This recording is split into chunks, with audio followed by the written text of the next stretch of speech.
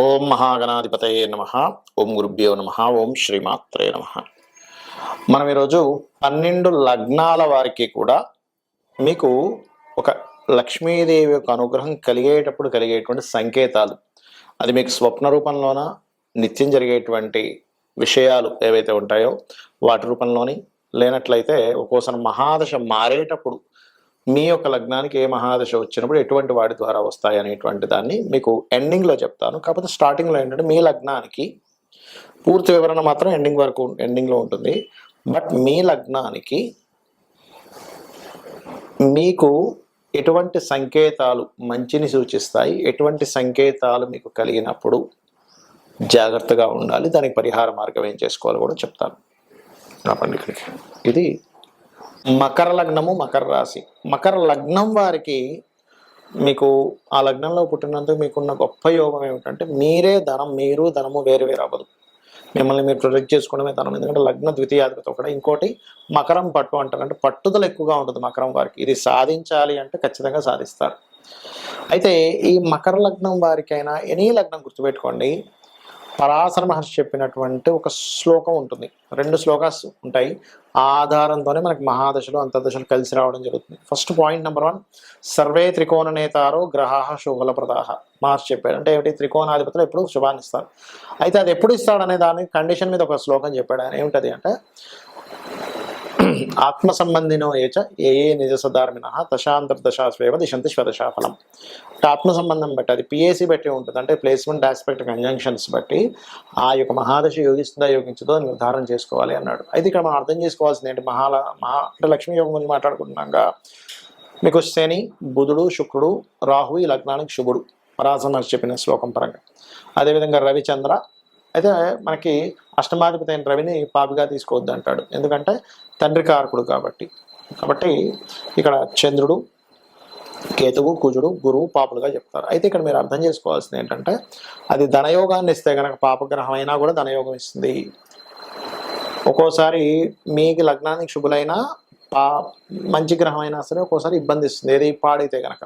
అంటే it's depend on మహాదశ lord are అంతర్దశ లార్డ్. అది ఉండే కంజంక్షన్, అది ఉండే పిఏసి అన్నాను కదా, అంటే ప్లేస్మెంట్ ఆస్పెక్ట్ అండ్ కంజంక్షన్ ఉన్న ప్రదేశము ఏ గ్రహంతో చూడబడుతుంది, ఏ గ్రహంతో కలిసింది, అది ఉన్న స్ట్రెంగ్త్ని బట్టి ఆధారపడుతుంది. ఇప్పుడు మీకు చిన్న ఉదాహరణ చెప్తాను. ఫస్ట్ ఆఫ్ ఆల్, మీకు శని మహాదశ నడిచింది అనుకోండి, శని బాగున్నాడు అనుకోండి, ధనం అద్భుతంగా వస్తుంది. ధన విషయంలో ఇబ్బంది ఉండదు, ఏది బాగుంటే. ఏది కుటుంబ సభ్యుల సహకారం ద్వారా కూడా డబ్బులు వస్తాయి. అదే పాడయ్యాడు శని, కుటుంబ సభ్యుల మూలంగానే డబ్బులు పోతాయి, గుర్తుపెట్టుకోండి. అలా కాదండి, మాకు శుక్ర మహాదశ పంచమ దశమాధిపతి ఉభయ కేంద్ర కోణాధిపతి అండి, అద్భుతంగా కలిసి వస్తుందని ఎక్స్పెక్ట్ చేస్తున్నాను అంటే ఇట్స్ డిపెండ్ ఆన్ ఆల్సో మీ యొక్క శుభుడైనప్పటికీ శుక్రుడు బాగున్నాడా, లేదా నీచంలో వెళ్ళి కేతువుతో ఉన్నాడు. శుక్రుడు బాగున్నాడు, క్రియేటివ్ ఫీల్డ్లో టాప్ ఫీల్డ్కి తీసుకెళ్తాడు, అదే లక్ష్మీ యోగం. కెరియర్లో టాప్ ఫీల్డ్కి తీసుకెళ్తాడు, ఎందుకు? శుక్రుడు బాగుంటే. అదే శుక్రుడు పాడేయడు, కెరియర్లోనే ఇబ్బంది వస్తుంది. సంతానం, ఎందుకంటే సంతానం బాగున్నాడు, సంతానం కలిగినప్పటి నుంచి లక్ష్మీ యోగం ఆ రకంగా కలిసి వస్తుంది. పాడయ్యాడు అనుకోండి, కెరియర్లో క్రియేటివ్ ఫీల్డ్లోకి వెళ్ళి సినిమా ఫీల్డ్ అంటారు, అందులోకి వెళ్ళిపోతారు, అక్కడ డబ్బులు పోగొట్టుకుంటారు, ఇవి జరుగుతూ ఉంటాయి. మరి ఇదే శుక్రుడు కనుక బాగుంటే పాడైతే ఎలా ఉందో, అదేవిధంగా బుధుడికి కూడా ఏంటంటే బంధువర్గం ద్వారా రుణాలు విషయంలో జాగ్రత్తగా ఉండాలి. ఇది పాడైతే. బాగున్నాడు అనుకోండి, లోన్స్ ఇవ్వడం తీసుకోవడం ద్వారా మంచి ధనయోగం కలుగుతుంది, ఇది గుర్తుపెట్టుకోండి. అయితే ఇక్కడ మీ యొక్క బుధుడుతో పాటు రాహు ఉంటాడు, కొంతమందికి ఎగ్జాల్టెడ్. అప్పుడు ఏంటంటే విదేశాలకు వెళ్ళడం ద్వారా లక్ష్మీ యోగం. అయితే మీకు స్వప్నంలో అంతా ఒక మంచి జరిగేటప్పుడు బంగారు విగ్రహాలు కానీ, బంగారం కానీ, భగవంతుడు కానీ, దేవతా అనుగ్రహం కలుగుతున్నట్టు కానీ స్వప్నం వస్తుంది. బయట కండిషన్స్ కూడా అట్లా జరుగుతూ ఉంటాయి మీకు. అయితే ఇక్కడ ఏంటంటే మీకు పాపగ్రహ మహాదశలు నడుస్తున్నాయి అనుకోండి, గురువు మహాదశ నడుస్తుంది. అనాలిసిస్ సంపూర్ణంగా చేయకుండా అవతల వాళ్ళ గురించి ఇన్వెస్ట్మెంట్స్ పెట్టి నష్టపోతూ ఉంటారు. కుజ మహాదశ వచ్చింది ఉదాహరణకి, కుజుడు పాడయ్యాడు అనుకోండి, ఎందుకంటే పాపులు కదా, ఈ ఆవేశంలో తొందరపడి ఏదో లాభం వచ్చేస్తుంది, ఈ ల్యాండ్ కొంటే అని తొందరపడి కొనేస్తారు, దాని మీద ఏదో బిజినెస్ చేద్దాం అనుకుంటారు. ఇది పాడైతే. బాగున్నాడు అనుకోండి, భూమి కొని దాని ద్వారా అద్భుతమైన లాభాలు సంపాదిస్తారు, అందులో ఎటువంటి సందేహం లేదు. ఇక చంద్రుడు బాగున్నాడు, మార్పు ద్వారా ఖచ్చితంగా మంచి జరుగుతుంది. పాడయ్యాడు, మార్పుల ద్వారానే ఇబ్బంది పడతారు. జీవిత భాగస్వామి ద్వారా మానసిక స్ట్రెస్ వస్తూ ఉంటుంది చంద్రుడు కనుక మీకు పాడయ్యాడంటే. ఇది మహాదశలు కానివ్వండి, అంతర్దశలు కానివ్వండి. అదే కేతు అయితే అనవసరమైనటువంటి ఎడబాట్లు ఇస్తూ ఉంటాడు, కొంచెం నర్వ్ రిలేటెడ్ ఇష్యూస్ కూడా ఇస్తూ ఉంటాడు. అయితే ఇట్స్ డిపెండ్ ఆన్ ఏ రాసుల్లో ఉన్నాడనే దాన్ని తీసుకోవాలి. ఇక్కడ మీరు అర్థం చేసుకోవాల్సింది ఏంటంటే, ఏ మహాదశ నడుస్తున్నా మీరు నిత్యము లలితా సహస్రనామం పఠనం చేశారు, లేదా అమ్మవారి నామాల్లో ఒకే నామం తీసుకుని ఓం శ్రీమాత్రే నమః అని చేస్తున్నారు మకర లగ్నం వారు, మకర రాశి వారు, 100% అమ్మవారు మీ చేయి పట్టుకుని మరి మీకు లక్ష్మీ యోగాన్ని ఇస్తుంది. ముఖ్యంగా మీరు జన్మించిన లగ్నం, అంటే మీరు ఏ లగ్నం గడిచేటప్పుడు మీ జన్మం జరిగిందో, మీ నక్షత్రం ఏంటో, ఇవేమీ తెలియకపోయినా సరే మీకు సంకేతాలు ఎలా తెలుస్తాయి. ఇట్స్ గుడ్ ఆర్ బ్యాడ్ గుర్తుపెట్టుకోండి. ఒకటి, స్వప్న రూపంలో మనం ఇబ్బందుల్లో ఉన్నట్టుగా ఉంటే సంథింగ్ ఈజ్ గోయింగ్ రాంగ్. దీనికి ఏమీ టెన్షన్ పడాల్సిన అవసరం లేదు. గజేంద్ర మోక్ష ఘట్టం కనుక మీకు రాత్రి ఏదో దుస్వప్నం వచ్చింది, ఉదయం నిద్ర లేచిన వెంటనే కనుక గజేంద్ర మోక్షాన్ని తలుచుకున్నా, గజేంద్ర మోక్ష ఘట్టాన్ని విన్నా వెంటనే ఆ యొక్క దుస్వప్నానికి సంబంధించినటువంటిది ఏదైతే నెగిటివ్ ఉందో 100% తొలగిపోతుంది, అందులో ఎటువంటి సందేహం లేదు. ఇది పాయింట్ నెంబర్ 1. ఇక రెండవది ఏమిటి అంటే, మీకు ఒక్కొక్కసారి మహాదశలు మారుతుంటాయి. ఇప్పటి వరకు రాహుదశ నడిచిందండి, గురువు వచ్చిందండి అంటారు. గురు మహర్దశ మీకు యోగించింది అనుకోండి, అద్భుతంగా ఉంటుంది. గురు మహర్దశ యోగించలేదు అనుకోండి, దాని ద్వారా ఇబ్బంది వస్తూ ఉంటుంది.